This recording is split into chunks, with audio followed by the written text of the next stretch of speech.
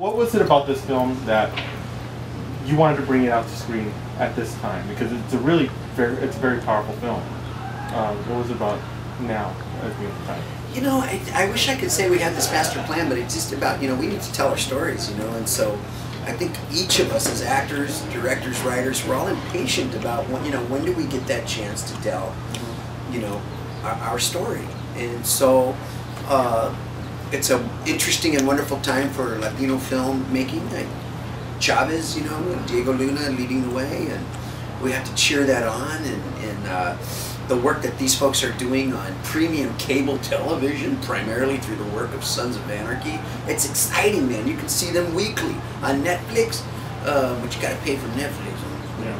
But I see them, I watch their work. My God, it just, you know, I want to just grab onto their stardust and ride their wave as long as we can, and in the process tell our stories. And what was it about this film for you? What brought you to want to take these roles? Because both of you guys have very powerful roles and very important roles in this film.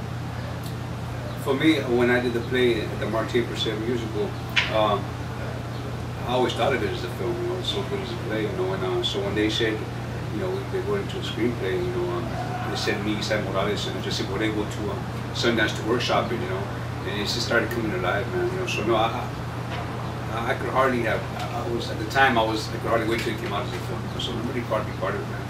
Got to play the role that I wanted to play. You know? For me, when I read Richard being such a wordsmith, when I read the screenplay, I saw the play and I felt that the power and the relevancy of the piece. So when he wrote the screenplay and I read it,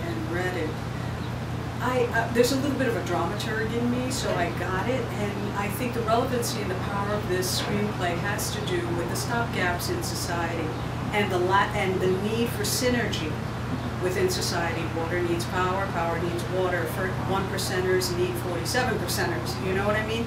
For a society to work. And I think he's hit that in certain set pieces. With The Fixer, you really hear the big themes happening for a city to work. Really work. You got to accept and embrace its diversity, but also understand that greed and avarice is not the democratic way to go. I mean, these are the political, I got a lot of political, you write really well, Richard. You do.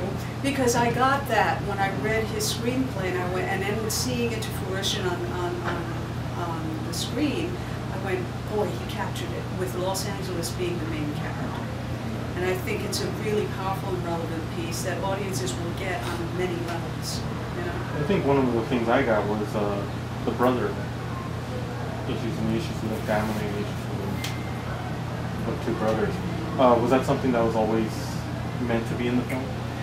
Or yeah, because I come from you know, me and my brothers boxed, you know, for my dad and his friends and my compadres. You know, Emilio comes from many brothers. How many people in your family? 2 brothers. Yeah. So I mean, you know, brothers are big, and Michael Corleone says to Fredo, "It's not easy being a son," you know, and the more powerful that your father is in your mind, mythic, as mine was, it presents its own challenges, you know, and to carry the water for each other, to not leave one. I mean, I have immense love for my brothers, and I don't understand them sometimes, you know. I'm the eldest of 5 brothers, and that's why the film really hits me real hard, because I know how I love my brothers, and I know how my brothers love me, you know. And the sacrifices these guys make in the movie would be something that we would do for each other, you know. This is that blood, man. You know what I'm saying? You know, you mess with one brother, you mess with them all, and it's gonna be ugly. You know what I'm saying? So it gets ugly in here, you know.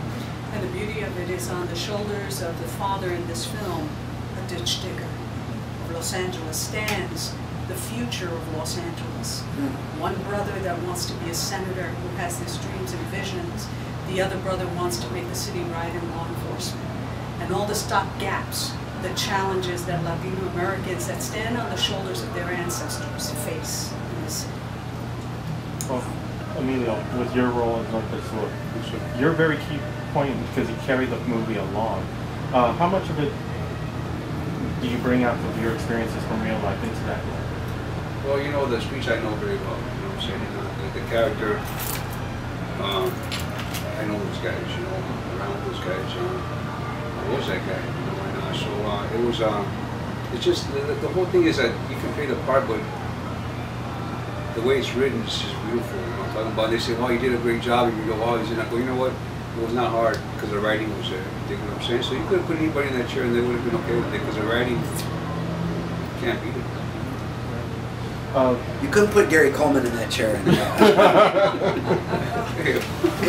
You don't know what you're talking about, Willis.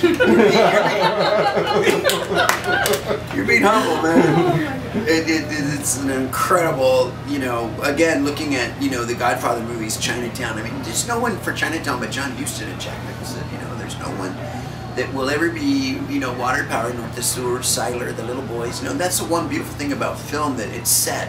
Theater tends to evaporate into the ether, you know. It's like, I saw that one night, I forgot about it, people forget.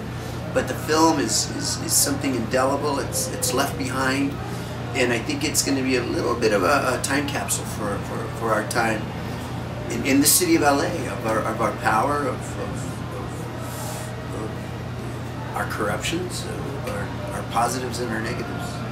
And final question, where do you see the growth of Latino films now? You're seeing a lot more directors coming up, a lot more writers, but we're still not there yet. What do you think of the future? Do you think we're moving through? I'll be honest with you, I've been getting at least 2 scripts a month. You know, they've been sending me scripts and a lot of good stories, man. I mean, there's a lot of good stories. There's not no money to make these stories, but they're out there, man. You know, and hopefully you start getting some funding because there's some good ones out there, brother. You know what I'm saying? They're really out.